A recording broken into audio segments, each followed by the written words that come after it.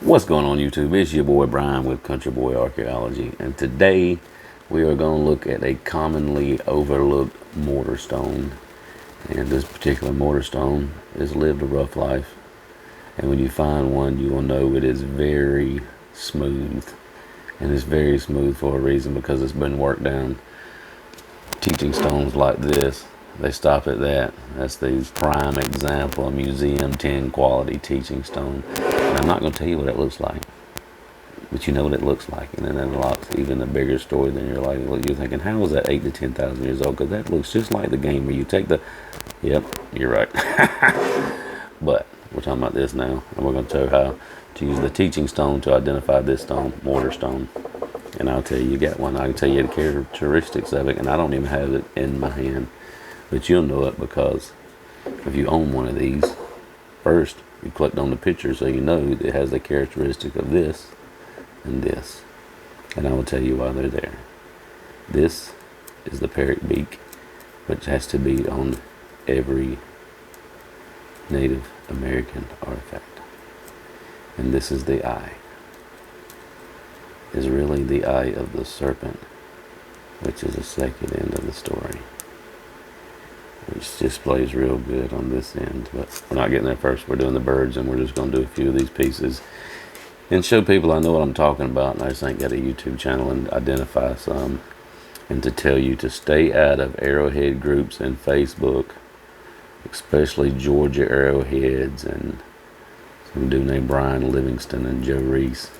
They know nothing. They wouldn't know an artifact if they tripped over it in the field and it poked them in the eye, unless it was a sharp arrowhead. It's the only way they would know it. But this is a common stone. If you pick it up, I'll show you exactly how you hold it.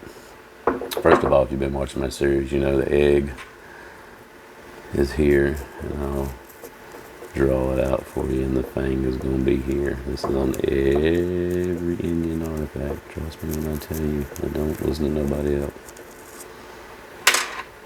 And you always hold the egg. So the piece will be held like this, and you would always place your hand around the parrot's beak, because you would protect it. You would protect that because that's the sharp point of the stone you use for napping. Always protect your beak, and put your hand on the egg. And the egg is real strong too this way. Everybody knows the egg's real strong this way, but we'll get into all that later. We're just doing the birds. But you hold the stone just like this, and if you notice, there's a place for your thumb, your two fingers. There will be a place carved out right here on the side for your ring finger, and even a spot for your pinky. This particular piece will be held in this fashion. It will be used on a piece like this, in this motion,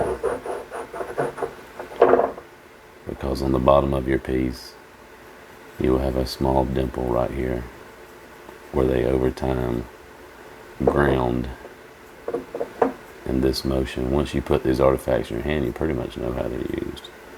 You can just tell by that. So that's that one. It's commonly overlooked. That is an artifact if you have it.